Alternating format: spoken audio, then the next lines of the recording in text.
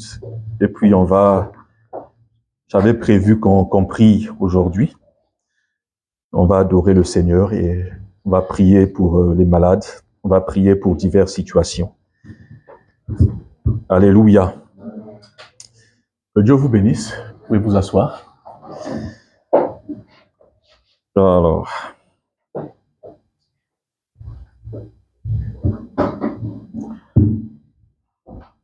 je salue tous ceux qui sont connectés. Maman Clarisse est connectée. Que Dieu te bénisse.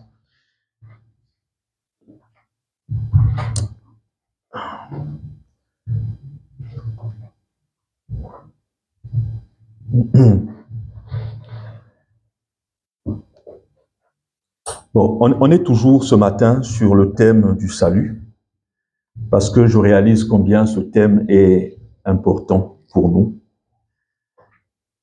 et que, en y réfléchissant chaque jour, je me rends compte que tout tourne autour du salut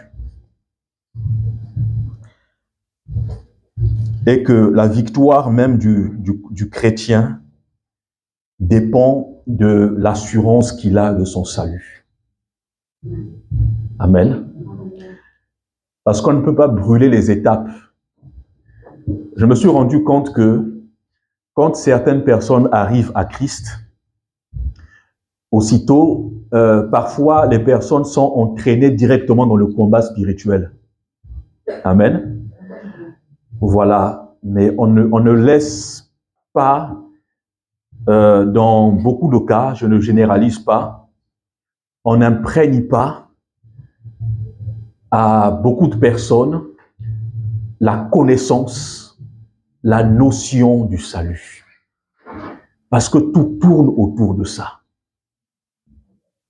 Quand je parle du salut, voyez large, voyez la croix, voyez le sacrifice de Jésus-Christ à la croix, voyez Jean 3,16, voyez l'œuvre parfaite de Jésus à la croix. Surtout, rappelez-vous qu'il a dit à la croix, tout est accompli. Donc, si les croyants ont la connaissance ou ont l'assurance de leur salut, je me dis que tout roule. Bon, il y a des batailles, hein. Il y a des batailles, mais ces batailles-là, nous les menons dans le cadre du salut. Nous les menons dans le cadre du salut. C'est de cette manière que nous menons les batailles. Si quelqu'un n'a pas l'assurance de son salut, c'est sûr que dans sa marche chrétienne, il reste un handicapé. Excusez-moi, hein, c'est un terme, je veux pas... Voilà, c'est juste une manière de parler. C'est-à-dire qu'il reste quand même déficient. Parce qu'il n'a pas connaissance, il n'a pas l'assurance de ce que Jésus-Christ a accompli pour lui. Donc, c'est une notion qui est très importante. Et ces derniers temps, vraiment, le Seigneur me conduit à beaucoup parler de ça. Parce que, au fur et à mesure que nous avons étudié les épîtres, nous voyons qu'il y a toujours une chose qui revient. Que ce soit Paul, les écrits de Paul, il parle du salut par grâce. Pierre, nous avons lu aussi. Moi, je ne savais pas que 1 Pierre et 2 Pierre étaient vraiment concentrés sur le salut. Je ne savais pas. J'ai lu 1 Pierre plusieurs fois, j'ai lu 2 Pierre plusieurs fois, mais je n'ai pas prêté attention à certaines choses. Qui a remarqué ça comme moi? Est-ce que vous avez remarqué? Hein? Ne soyez pas timide, hein? On peut toujours échanger. Amen. Est-ce que vous avez remarqué, avec le recul, tout ce qu'on a vu, les épîtres là, ça tourne autour du salut et de la persévérance chrétienne. Autour du salut. Donc, tout ce que nous faisons, c'est dans le cadre du salut. Éphésiens chapitre 2, verset 8. Éphésiens chapitre 2, verset 8. Je voudrais nous encourager par ce message. Je ne serai pas long, puisque je pense que j'ai déjà abordé plusieurs points dans le vendredi. J'ai parlé de beaucoup de choses et je m'en réjouis par la grâce de Dieu. Éphésiens chapitre 2, verset 8. Car c'est par la grâce que vous êtes sauvés. Car c'est par la grâce que vous êtes sauvés. Au passage, je rappelle que la grâce, c'est la définition courante. C'est une faveur imméritée. La grâce. La grâce peut aussi symboliser la beauté. Mais dans ce cadre-là, c'est une faveur imméritée. Donc, vous avez été sauvés, vous êtes, car c'est par la grâce que vous êtes sauvés, par le moyen de la foi. Car c'est par la grâce que vous êtes sauvés, par le moyen de la foi. Quelqu'un d'autre peut prendre une autre version, s'il vous plaît. Je privilégie la compréhension. Car c'est par la grâce que vous êtes sauvés, virgule, par le moyen de la foi.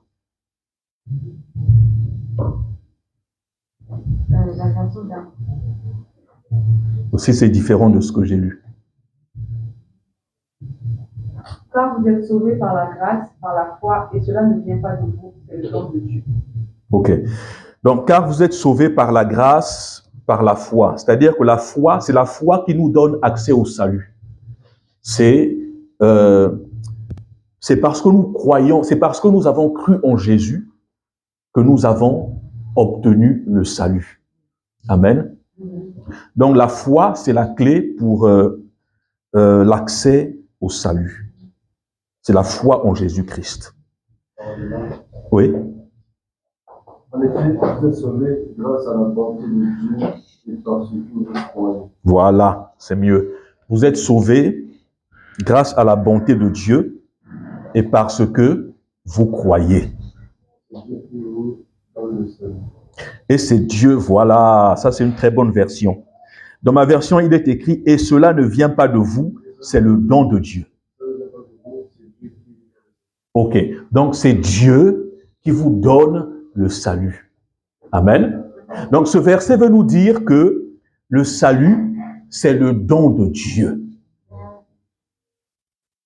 Donc ça fait plusieurs jours maintenant que je répète que le salut, c'est le don de Dieu.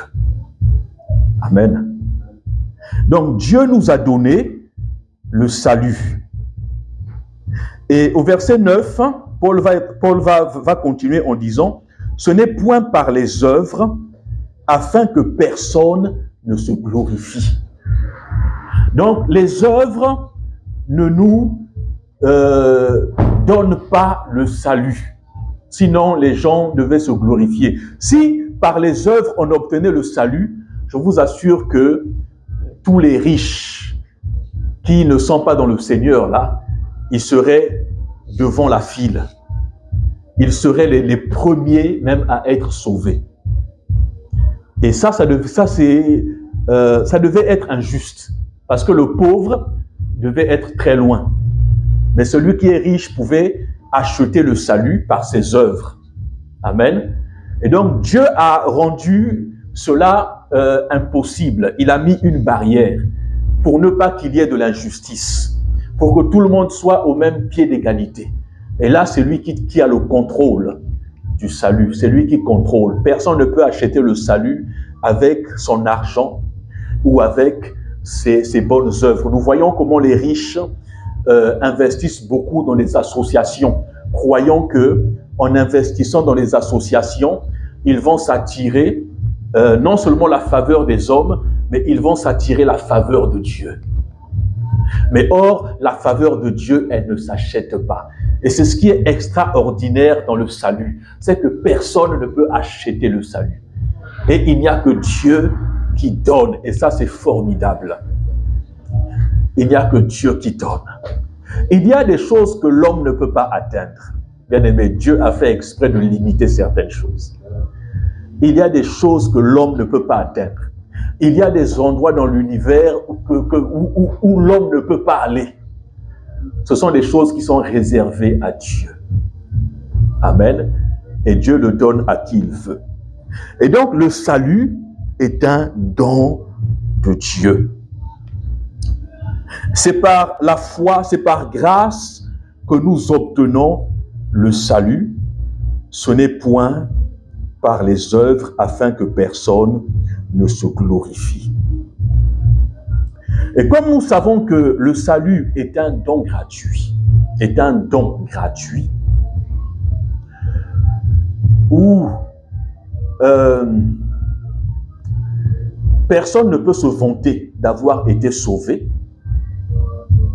Et ça aussi, c'est une leçon qui doit nous pousser à l'humilité. Le fait de savoir que toi, tu as été sauvé par grâce, tu n'as payé aucun prix, doit te pousser à l'humilité. Et donc, la vie chrétienne, c'est aussi une vie dans laquelle, bien aimé, nous devons être remplis d'humilité. Soyons humbles. Et j'aime ce passage dans Philippiens chapitre 2, verset 12, où Paul dit « Travaillez à votre salut avec crainte et tremblement ». Ici, c'est un verset qui est mal interprété. Vous voyez, parfois c'est utilisé comme une arme pour mettre la pression aux chrétiens, comme quoi on peut perdre le salut. Et donc, il faut travailler encore davantage pour maintenir ce salut-là. Amen. Mais en réalité, ce que l'apôtre veut dire ici, c'est que nous devons manifester notre salut avec humilité. C'est tout. Manifestons notre salut avec humilité et dans la crainte de Dieu. Mais ce n'est pas une arme pour dire aux gens, si tu ne travailles pas dur, tu vas perdre ton salut. Le salut nous est donné, c'est un don. Et Dieu est fidèle. C'est pourquoi je peux rejoindre certains courants théologiques qui affirment, en s'appuyant sur les Écritures, que nous ne pouvons pas perdre le salut. Parce que c'est un don de Dieu. Toi, tu n'as pas demandé à être sauvé. Mais c'est Dieu qui t'a donné le salut comme tu es. Pensez que Dieu soit infidèle pour te retirer le salut. Ça, c'est autre chose. Je reviendrai là-dessus. Mais nous devons comprendre ici la fidélité et l'immuabilité de Dieu. C'est un mot qui est compliqué. Mais parmi les attributs de Dieu, il y a un attribut qu'on appelle l'immuabilité. C'est-à-dire que Dieu ne change pas. Il est le même hier, aujourd'hui et éternellement. Et Dieu est fidèle. Dieu est comme un roc. Il est un rocher. Il est un rocher. Bien-aimé, le Dieu que nous prions là, il ne connaît aucune ombre de variation.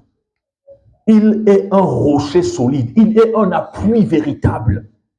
Quand le psalmiste dit que Dieu est un rocher, Dieu est un appui, bien-aimé, Dieu est réellement un appui. Si nous pensons que Dieu est un Dieu qui vacille, bien-aimé, notre vie chrétienne sera un échec. Et c'est ce que nombreux ont cru, que Dieu varie en fonction de nos humeurs, que Dieu peut nous retirer des dons. Dieu ne se répand pas de ses dons. Que Dieu peut nous retirer quelque chose qu'il nous a donné par grâce. Lorsque nous croyons à ce genre de choses, bien-aimés, notre marche chrétienne n'est pas une marche heureuse quand même. Parce que dans notre pensée, nous serons toujours animés d'un esprit de culpabilité. Alors que c'est le diable qui accuse. Voyez Romains chapitre 8, qui accusera les élus de Dieu? Qui accusera ceux que Dieu a choisis? Bien-aimé, tu as été choisi. Même si tu penses que ta vie chrétienne n'est pas extraordinaire, même si tu te vois encore que tu as des faiblesses, mais tu as été choisi. Maintenant, qui accusera les élus de Dieu? Qui les condamnera? Christ est mort pour eux. Plus encore, il est ressuscité et il est assis. Oui, et là nous voyons encore les bénéfices de l'œuvre de la croix. Les bénéfices du salut. Parce que Christ est mort pour eux, qui les condamnera? Qui les accusera? Parce que Christ est ressuscité. Bien aimé, il est ressuscité et nous sommes nés de nouveau. Parce que Christ est ressuscité et il est assis à la droite du Père, il intercède pour eux. Jésus a dit, je n'ai perdu aucun de ceux que tu m'as donnés. J'aime la dernière prière de Jésus. Jean. On va prendre Jean. Jésus a fait une prière extraordinaire. C'est maintenant que ça me revient. Je pense que c'est Jean, chapitre 15. C'est une prière qui ne s'adresse pas seulement aux disciples qui étaient là ce jour. Jean, chapitre 15, je pense. Si quelqu'un peut m'aider, c'est une prière que Jésus a faite au Père. Jean 17, la prière sacerdotale. Je lis à partir du verset, je vais lire à partir du verset, lisons à partir du verset 1. Après avoir ainsi parlé, Jésus leva les yeux au ciel et dit, Père, l'heure est venue, glorifie ton Fils afin que ton Fils te glorifie. Selon que tu lui as donné pouvoir sur toute chair, afin qu'il accordât la vie éternelle à tous ceux que tu lui as donnés. Or, la vie éternelle, c'est qu'ils te connaissent, toi, le seul vrai Dieu, et celui que tu as envoyé, Jésus-Christ. Je t'ai glorifié sur la terre. J'ai achevé l'œuvre que tu m'as donnée à faire.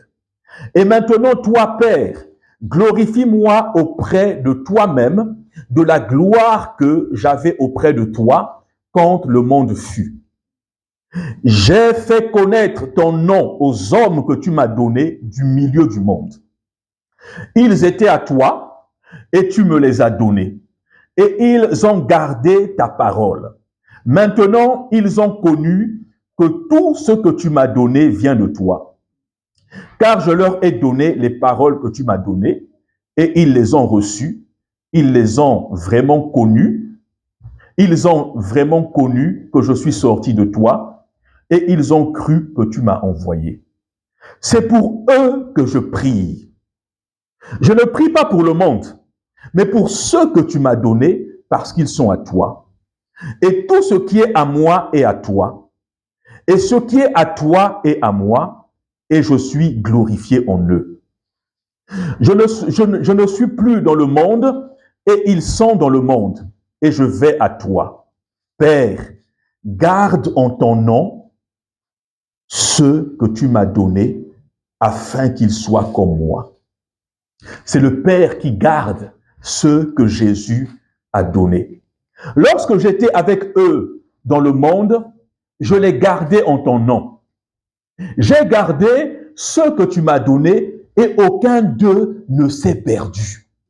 Sinon le fils de la perdition, afin que l'écriture fût accomplie. Je n'ai perdu aucun de ceux que tu m'as donnés.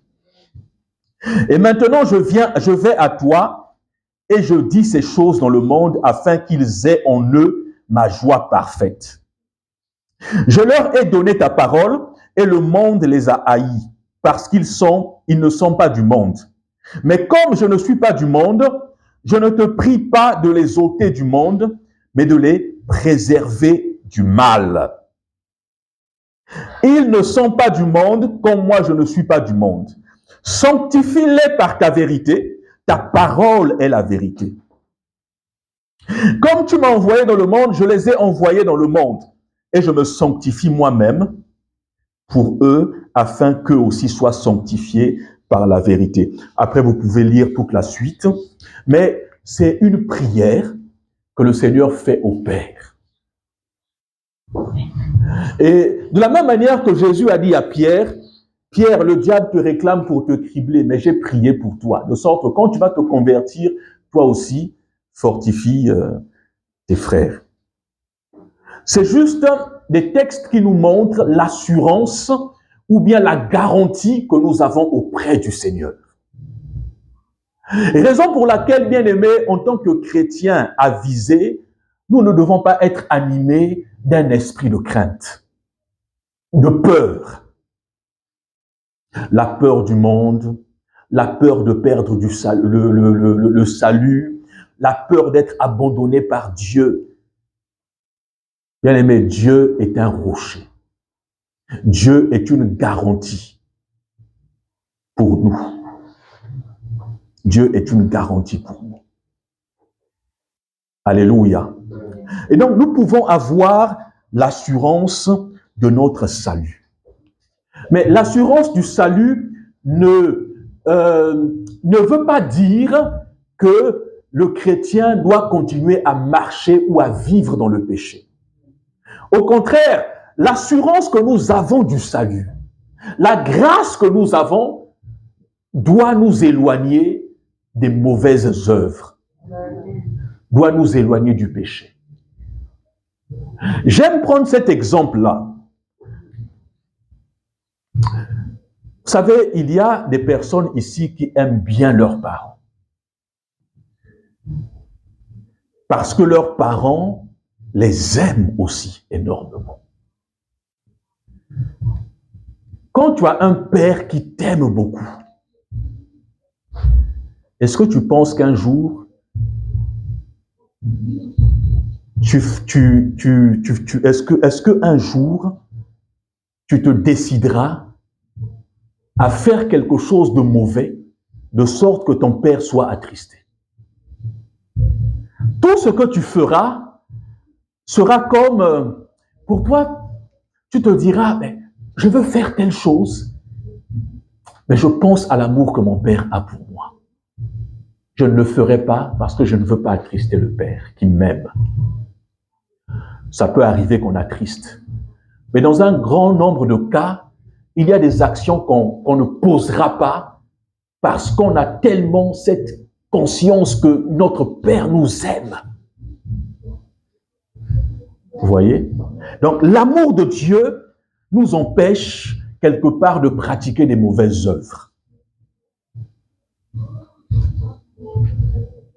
Et donc la grâce de Dieu n'est pas un permis à pécher, mais la grâce de Dieu, c'est un mécanisme que Dieu a mis en place pour que nous puissions aussi marcher dans la sainteté.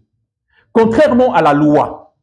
Dans la loi, tout était écrit et à chaque fois que quelqu'un voulait faire quelque chose, il y a un texte qui mettait une barrière. Tu ne tueras pas, tu ne feras pas telle chose. C'était écrit. Mais dans la grâce, bien aimé, les textes sont dans notre cœur. Et ce ne sont plus les textes, mais c'est le Saint-Esprit que nous avons reçu qui nous aide à marcher dans la sainteté. C'est le rôle du Saint-Esprit aussi. Donc, nous, par la grâce, le Seigneur nous a donné le Saint-Esprit pour nous sanctifier. Et c'est le Saint-Esprit maintenant qui nous aide. Quand tu veux pécher, bien aimé, ta conscience te parle. Le Saint-Esprit parle dans ta conscience, dans ton esprit. Le Saint-Esprit parle. Le Saint-Esprit t'oriente. C'est ça la grâce. Il n'y a plus de texte. Le Seigneur a dit, je mettrai mes paroles dans leur cœur. Il n'y a plus de texte, mais c'est le Saint-Esprit maintenant. Et la voix du Saint-Esprit est plus puissante que la loi de Moïse. Parce que le Saint-Esprit parle à notre conscience. Vous voyez? Juste une parenthèse, ça nous rappelle que le sang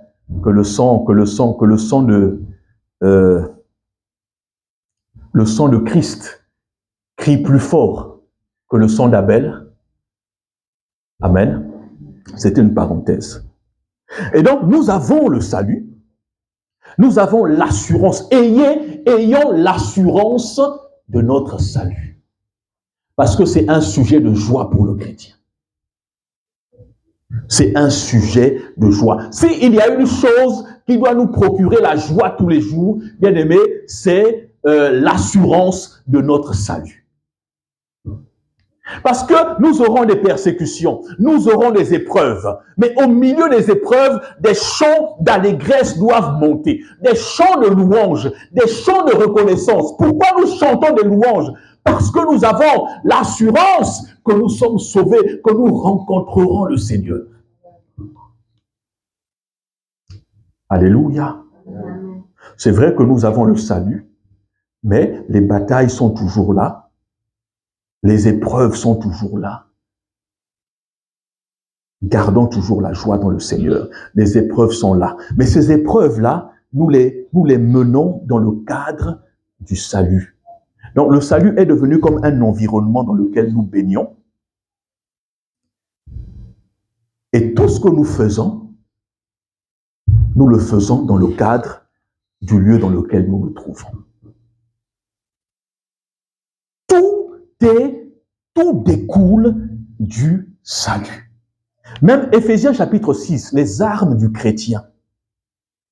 Les armes du chrétien, Paul parle à des personnes qui sont sauvées. Il y a des batailles, mais le Seigneur nous a donné des armes pour faire face à l'adversité. C'est pourquoi nous avons lu 1 Pierre chapitre 1, verset 5, où nous avons lu que Dieu nous a donné tout ce qui contribue à la vie et à la piété. Dans notre marche chrétienne, Dieu nous a donné. Dans le cadre du salut, Dieu nous a donné des armes. Dans le cadre du salut, Dieu nous a donné des instruments qui nous permettent de marcher, d'avoir une vie chrétienne victorieuse, de marcher dans la piété. Et c'est ça les bénéfices du salut que nous avons reçus. C'est ça les bénéfices de la croix. La croix n'est pas un simple bois. La croix, la crucifixion de Jésus n'a pas seulement été un simple événement. Mais par la crucifixion, par la mort de Jésus, par sa résurrection, bien aimé, le croyant a reçu d'énormes bénédictions. Nous avons tout reçu de la part du Seigneur. Éphésiens chapitre 6, le Seigneur, revêtez-vous des armes de Dieu. Ce sont des armes que Dieu a données aux chrétiens. Et parmi ces armes-là, il y a l'assurance du salut. Donc, le chrétien doit avoir l'assurance de son salut. Ça, c'est très important. Celui qui n'a pas l'assurance de son salut, il court vers la défaite. Donc, c'est très important. Il ne suffit pas seulement de dire « je porte le casque du salut », « je porte les chaussures le zèle de l'évangile ». Mais bien aimé, c'est un comportement, c'est un état d'esprit. C'est un état d'esprit. Ah oui. Vous savez, quand on parle des armes spirituelles, des armes du chrétien, vous savez, un conseil, ne cherchons pas à tout spiritualiser. Ne cherchons pas à tout spiritualiser. Ce sont des choses qui ne sont pas compliquées. C'est vrai que nous avons à lutter contre les esprits mauvais dans les lieux célestes. Mais ne spiritualisons pas trop Éphésiens chapitre 6 concernant les armes de Dieu. Je vais vous dire pourquoi. Et j'ai eu cette pensée quand je me suis encore rappelé de 2 Pierre là, 2 Pierre chapitre 1, quand il dit c'est pourquoi rajouter à la vertu la connaissance, rajouter, faites des choses.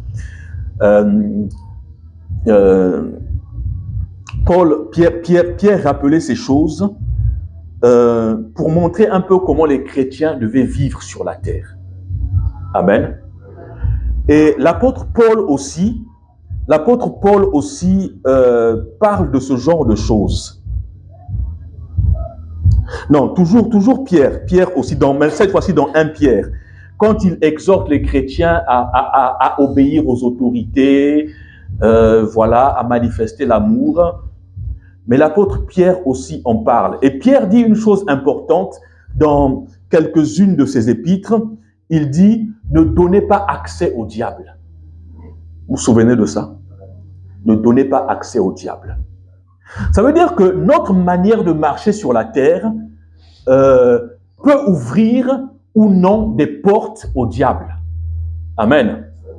C'est pas forcément spirituel. Enfin, la finalité est spirituelle, mais notre manière de marcher sur la terre, notre manière de nous comporter peuvent ouvrir ou non des portes. Ok? Donc, c'est pourquoi Paul, je finis par là. Dans Éphésiens chapitre 6, quand il dit aux gens, portez le casque du salut, je dis que ce n'est pas une prière. Amen. Mais c'est un état d'esprit. C'est ce que tu penses du salut que tu as reçu.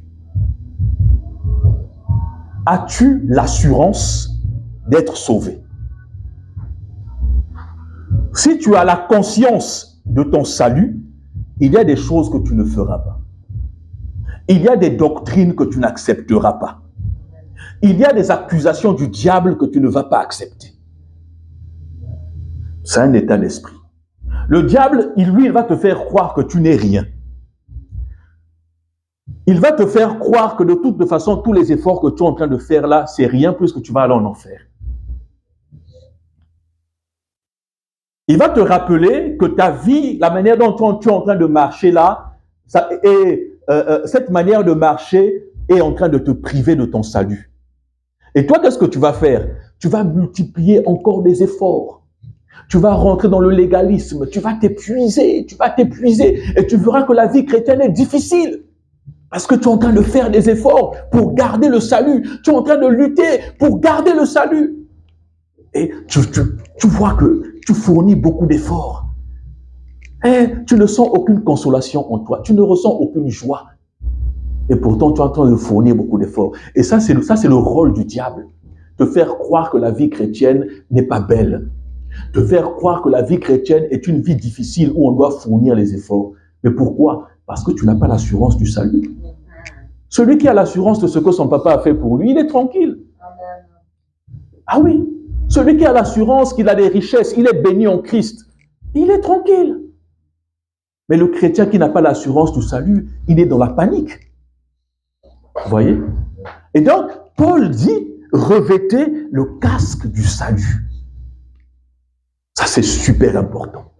Ayez l'assurance du salut. Amen. Il dit encore, prenez l'épée de l'esprit qui est la parole de Dieu. Ça veut dire que tu es sauvé, amen, mais tu ne dois pas rester ignorant. Il faut étudier la parole de Dieu. Ça, on en a parlé vendredi. Un chrétien n'est pas quelqu'un de oisif. C'est pas parce qu'il est sauvé qu'il va s'asseoir, on lui donne la parole, mais lui-même, il n'a pas le temps de méditer, il n'a pas le temps d'étudier. Il arrive dimanche, on lui donne seulement la parole, c'est tout. C'est pas ce que le Seigneur veut des croyants que nous sommes. Celui qui est sauvé doit avoir l'assurance de son salut. Celui qui est sauvé doit étudier la parole de Dieu. Amen. Jésus nous a montré l'exemple, il répond parole contre parole. Celui qui est sauvé doit annoncer l'évangile, il doit avoir le zèle de l'évangile. Il doit avoir le zèle de l'évangile. Celui qui est sauvé, il doit apporter comment ça s'appelle? Il doit avoir le bouclier de la foi. Non seulement le bouclier de la foi, mais il doit aussi protéger. Il doit avoir la cuirasse de la justice. Il doit protéger son cœur. Donc, ce n'est pas n'importe quoi que tu dois faire entrer dans ton cœur. Et dans les circonstances difficiles, tu dois manifester la foi. C'est comme ça que le chrétien avance. Il est sauvé, mais sur cette terre, bien aimé, la terre est... nous sommes dans un monde méchant. Nous sommes dans un monde où les esprits agissent.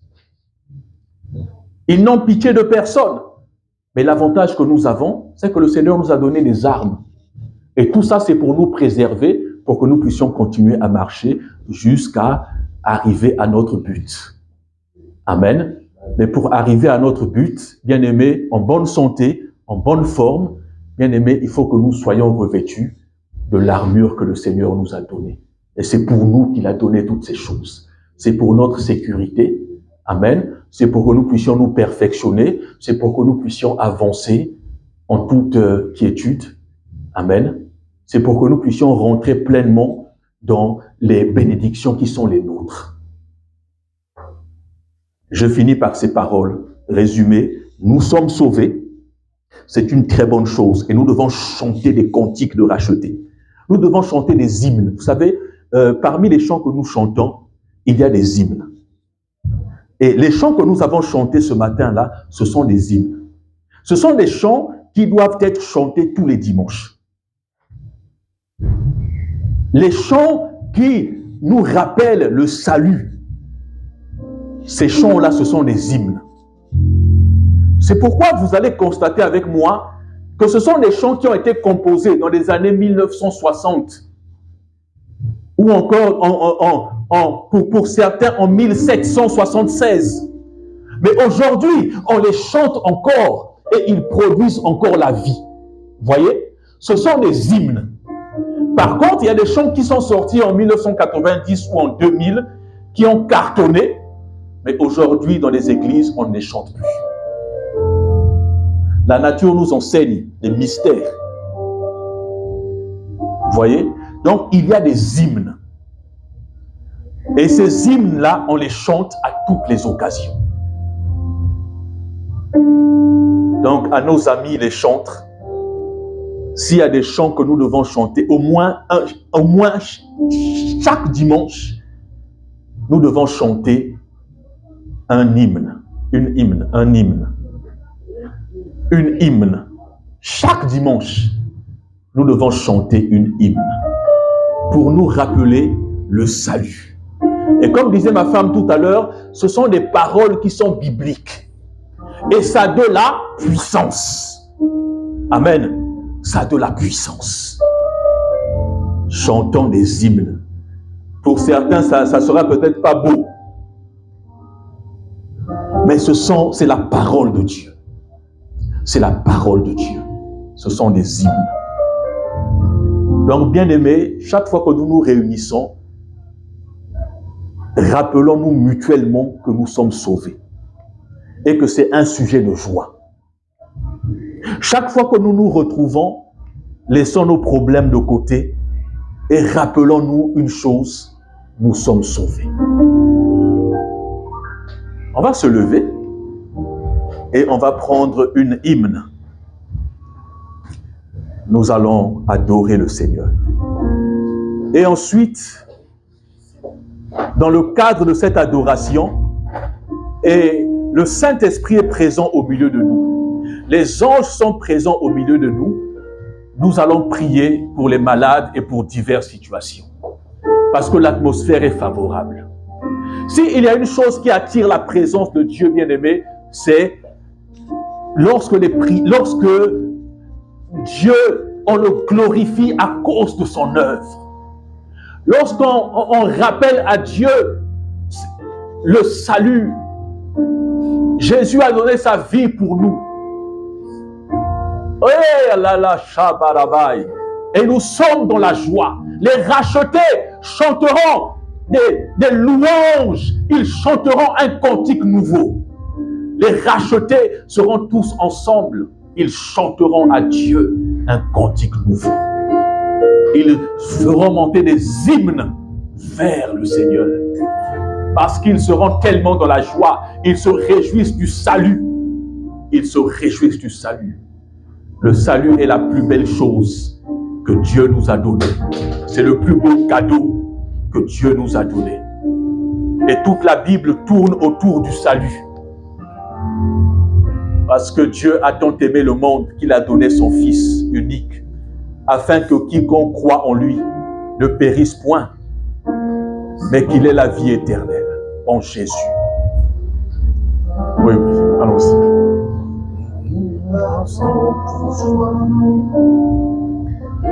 Le ciel azur, les éclairs de tonnerre, le clair matin, ou les ombres du soir. Dieu Tout-Puissant, Dieu Tout-Puissant, quand mon cœur considère tout l'univers, créé par ton pouvoir.